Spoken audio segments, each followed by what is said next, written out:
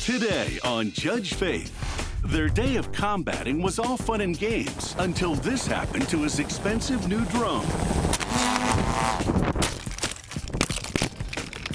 Boys and their toys, I tell you. And later, this couple's love affair was in a holding pattern. So kissing me, showing me affection is now routine. You know, you're a flight attendant. You say the same 3 announcements every flight. That's routine. You know, she confronted me with the relationship, and then I moved out. Until emotional turbulence forced one of them to ground the relationship permanently. That's really serious, and it's really vindictive, and it's really below the belt. You can't mess with somebody's livelihood and their job. Faith Jenkins. Her distinguished legal career began when she graduated first in her law school class. She quickly became a tough New York City prosecutor, and then a preeminent legal analyst on cable news. And now she's the judge in her own courtroom. Her cases are real, and her rulings are final. She is Judge Faith. The plaintiff, Rocco Frateroli, says his drone was destroyed when it collided midair with the defendant's plane. He is suing for damages. But the defendant, Dan Anima, claims it's not his fault. He says Rocco was negligent and knew the risks of collision associated with combating. Joining him in court is his friend, Chris Abencoura. Remain seated and come to order. Court is now in session. The Honorable Judge Faith Jenkins presiding. Your Honor, this case is Frateroli versus Anima. Thank you, Barbara. Okay, Mr. Frateroli, you are suing the defendant, Dan Anima, for $5,400. You say he's responsible for damaging your remote-controlled helicopter. That is correct. You understand that the statutory maximum in our court is $5,000? Yes. Tell me what happened. I was flying at the RC park. I actually bought this brand new Evo S800. It's a drone RC helicopter. It's a 6-propeller. When did you buy it? I bought it on the first week of March 1st. Okay, and how much did you pay for it? I paid almost over $9,000 for it. Wow, okay, Yeah. and what does it do? What it does is it's a controlled unit that stabilizes in the air, and it uses GPS functions to go ahead and hold itself in a stable position so that you could add a camera to it and then record whatever you want to film with it. At some point, you agreed to use your drone to record their helicopters flying around, sort of dogfighting. Is that right? Yes, ma'am. Okay, tell me about that. Well, first, Rocco came out there with the drone, and obviously didn't know anything about it. He said he crashed it 4 times prior, and he was asking for help, and was all excited about it. And one of the guys, Rick, had explained to him everything, the safety out there, and he actually told him, we don't fly the helicopters and planes together. They're very dangerous. And basically, if you crash your stuff, we just pick our stuff up, we go home, and then So when you say Chris- you don't fly helicopters and planes together, you're referring to his drone as a helicopter and your planes that you were flying around as the planes? Correct. Okay, and you don't want to fly those together. Why? Actually, in our field, the helicopters are always crashing, the drones are always crashing, and they're just dangerous. Okay. So we kind of stay away from them. So what happens? How did you end up flying together? Well, Chris actually was he's Chris, you want to 34 step years. up and tell me what happened? Yeah. Were you there that day? Yeah. I was asked by Rocco to kind of help instruct him how to fly this thing because he just had bought it, never flown it before. Is that true? Yeah, I just bought it. I've only had it for about a week. Okay, go ahead. He said he had crashed it 4 times earlier that morning. Didn't have any success, so he came out to our field looking for help. Everybody pointed him my way. We have video of this crash, right? Yes. So tell me what happens. How do you all get the drone and the planes up in the air together? What happens? It was May 9th. This was the second day. It was a Sunday. There was going to be the 3rd flight of the day. Rocco wanted to proceed and fly another flight, and I was going to operate the camera. He was going to fly his drone. I kind of stopped him. I said, we shouldn't fly because Dan and Doug were in the air at the time flying together, and they were flying combat, which kind of, they were trying to hit each other in the air. Is that called dogfighting with Yes. 2 planes? Okay. Yeah, dogfighting, combating, but they're intentionally trying to hit each other. Okay. So I told Rocco, we should wait. Why do you put your drone up in the air while the 2 helicopters are flying around dogfighting? Airplanes. Well, Was it to record the activity? Yes, it was to record their activity as they were doing the dogfighting. So what happened was Your Honor, it was a demo reel for his business. Okay, is that true? That's fine. I just want to know. Why did you want to record the dogfight? well, I told the defendant I was going to put it on their video, on their website also. Okay, so let's see what happens. So this is your drone recording everything that's happening now, right? That is correct. And those are the airplanes circling around? Yes. And you can see. Okay, let's hear it.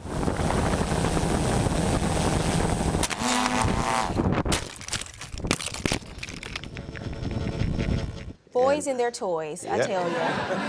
And we're just out there just, we're a bunch of retired guys mostly and relaxing and have a good time out there. There's nothing wrong with And that. So your plane hit his drone? Hit the drone. But how did that happen? Were you supposed to be that close to the drone? That was an accident, right? Yeah, it's hard to determine where they're at up there when you're flying them. I just try to come around and make a circle around it for him so he can get his video for his business.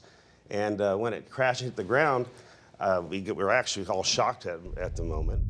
Coming up, when playing with the big boys got too rough, he took his toys and went to court. He started being a baby about everything. He said, I'm going to call the police on you. They're going to come out to your house. And I told him, I said, you know what, Rocco, we're done talking. But I want to explain something to you. Accidents happen, dogfighting them and intentionally trying to hit them in the air, and you were aware of that situation. And later, Judge Faith calls this feuding couple out in court for bad behavior. I was a prosecutor, did criminal cases in Manhattan, and I witnessed women who were abused on a daily basis. And it's cases like yours that make it difficult for people to take women with real issues seriously.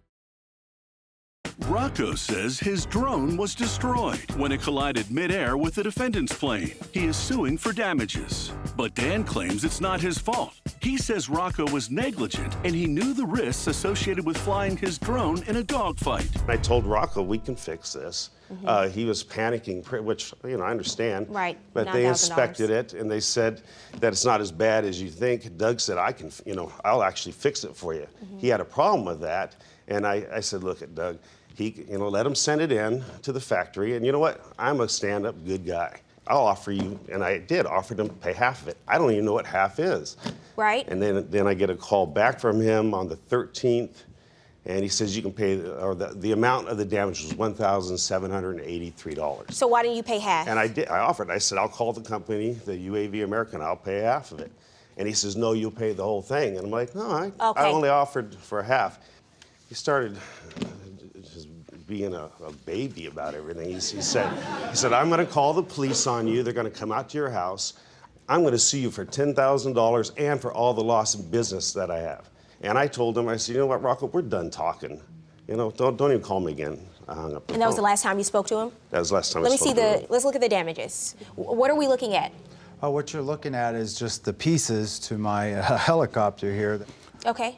What is this? That's just, you have the main center motor area, so you could go ahead and put all your electronics on there. Okay. And then what you're looking at is the center piece in there is the actual piece where the flight controller sits, and then the battery sits right underneath there. Okay. Has the drone been fixed since? Yes, the drone was fixed, but to a limited capability. So you've been using it since then? Yes, I have. I'm going to come down and take a look at this because I want to see what exactly this is. I've never basically seen a drone like this. Okay, so how does this work?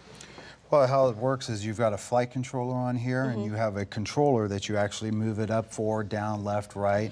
Oh, is this a propeller that's broken? Yes, that is correct. Okay, I see. So you've been able to operate this without the propellers that are... No, what happened was since I could not afford to go ahead and get the whole thing replaced, I only had to come up with what was functional. So how's someone able to fix this? Are they going to put that back on, or you're going to No, need a you new cannot one? glue these pieces back together. You actually have to replace the entire arm. Okay. And as you can see in the video, it was just You have a drone hovering. that's intact, right? Correct. Let me take a look at this.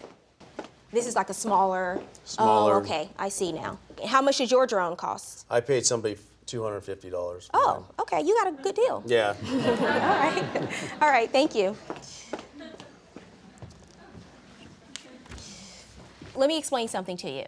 accidents happen, Yes, they just do. like car accidents happen when people are driving down the road. I don't think you did anything intentionally here. No. But that doesn't mean that you don't bear some responsibility for the damages to the drone. And you even admitted that and offered to pay half initially, and I really respect that you did that. And I know that you didn't think half was enough, but I want to explain something to you. These guys were flying airplanes and they're dogfighting them and intentionally trying to hit them in the air, and you were aware of that situation when you decided to put your drone up in the air with them.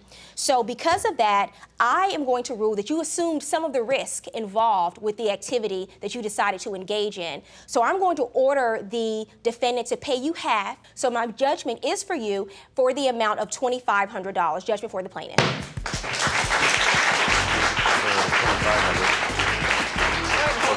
Sure. The plaintiff, Alfonso Thomas, says his ex-girlfriend took advantage of his kindness. After the breakup, he is suing for an unpaid cell phone bill and defamation of character. But the defendant, Dee Miller, claims she paid the bill, and the plaintiff is just trying to get back at her. She's countersuing for medical bills and emotional stress.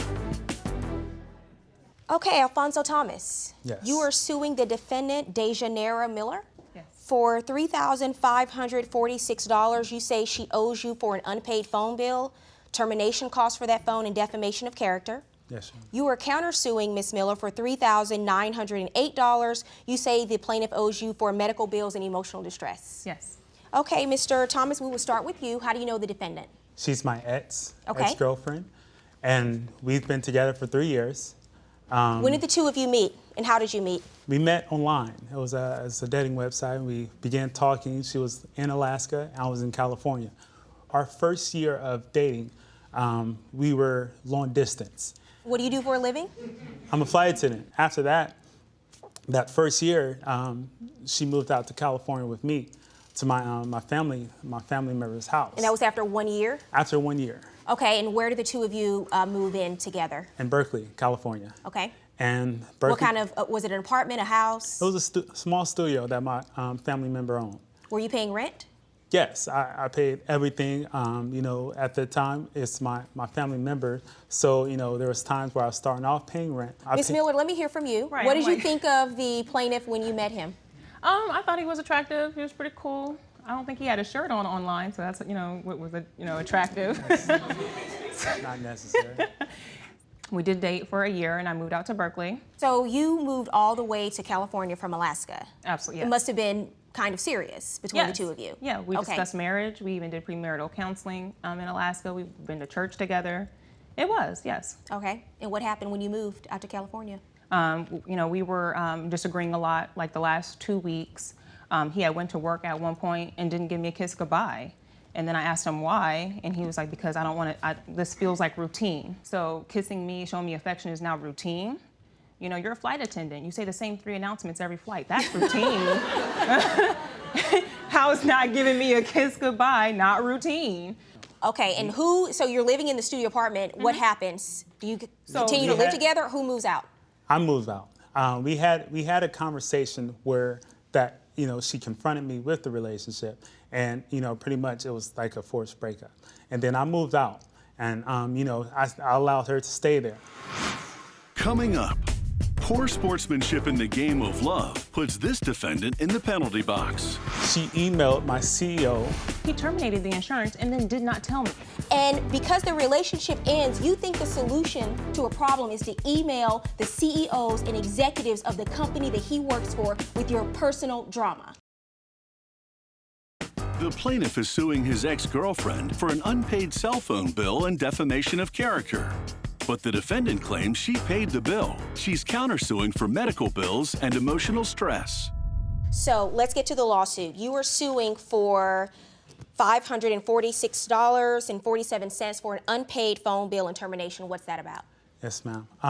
Pretty much the phone bill, I gave her, I told her about the end of 2013, I was like, listen, as I cut off the benefits, I cut off the phone bill as Okay, well. That is what do you mean by incorrect. benefits? That is incorrect right there. What do you mean by benefits? The You cut off benefits what as in benefits? flight benefits, medical benefits. Oh, those were so my she job. was on your medical Yes, benefits? She was still on there as we was broken up. How long did you allow her to remain on your benefits For after you 6 broke up? months Wow. after we broke up. I was Longer there. than that. Why did you do that? Just because I still love her. I still want the best for her. But was Take there her- an agreement with her, sir, that you would get this phone and she would be responsible for it? Yes. The reason why he terminated the phone wasn't because I wasn't paying it, it's because I wouldn't meet with him. Let's get to your defamation claim. You also have a claim for defamation of character. What's that about?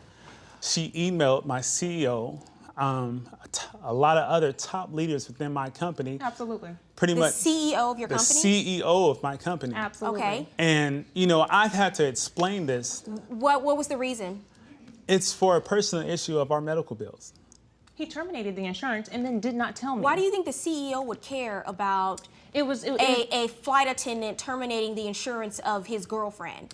You think the CEO really cares? You just said that he cut off your phone out of spite. Right. But now you're messing with someone's job. You cannot do that. I You understand. can't mess with somebody's livelihood and their job. And because the relationship ends, you think the solution to a problem is to email the CEOs and executives of the company that he works for with your personal drama. He terminated the insurance without telling me. I mean, All there he are had to do was plenty send a of text women and out tell there me. that would appreciate a guy like him who did all the things that he did for your relationship. He wasn't doing- You don't okay, mess with so- somebody's job and his employment. He could have lost his job. What's your counterclaim about? Okay, so with the medical bills that weren't covered, all he had to do was let me know that he had took me off, so then that way I could have made other arrangements. All he had to do was send a text. You're I took you suing off. him for your medical bills. Okay, look. I'm just a little stunned by this. You pay your own medical bills. You because I get your could've done- own health insurance. He doesn't owe you for that. He was doing that out of the kindness of his heart because he No, could. he was doing it to but hold he it does, over my he head does as a not control. owe you anything. He doesn't owe you for that. What happened with the emotional stress and the temporary restraining order? Okay, that so you wrote about in your papers. yes, so with the emotional distress, he was always trying to make contact with me. So you go down to court. Yes. And you get a restraining order ex parte, which means he's not there. He doesn't even know that you're going to court. And what did you tell the judge why you needed a restraining order? I didn't go before a judge. What did you tell the court as to why you needed a restraining order? Because they granted you a temporary restraining order, right? Yeah, because of the harassment. Because he was coming by the house. I felt like he was coming by the house to see about my whereabouts. And then when he would come by, he would text me knowing that I was home. And then he's always trying to meet up. I didn't want to meet with him. Family So member based that on has the everything you items. just told me, you had no basis to go down to court and get a temporary restraining order against him. None whatsoever. I was a prosecutor, did criminal cases in Manhattan, and I witnessed women who were abused mentally, physically, and emotionally on a daily basis. And they came down to court and they had to go to court. There are real women with real issues of abuse in this country. They have to go down to court and get restraining orders. And then there are people like you who abuse the system because you have a vendetta against your ex-boyfriend. You go down there and it's cases like yours that make it difficult for people to take women with real issues seriously when they go down to court and try to get help. You can't do that. You're abusing the system. I don't feel that I was. He left me. He wanted to be done. I was done. Your counterclaim is dismissed. Coming up, Judge Faith rules.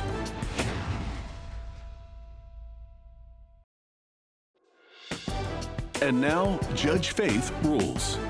You bent over backwards to do a lot of things for your girlfriend, including putting her on your health insurance on your job. That leads me to believe that because you were paying the rent, paying most of the utilities, paying for most of the household items, you got her the phone too. And you told me today that it was your choice to terminate that contract. So she's not responsible for that. And listen, I empathize with you because I think you did a lot of things that you didn't have to do. And you did it because you were nice and frankly, you sound really ungrateful today. No, I was grateful during the time. But in the end, I don't think she owes you for the phone. I don't think you've met your burden of proof that there was an agreement, and that agreement was that she would pay for termination costs. However, I think when you mess with someone's job and their employment and you email the CEO of their company, that's really serious. And it's really vindictive, and it's really below the belt. You cannot do that. And that is defamation of character, because I saw the email and in the subject line you put employee misconduct.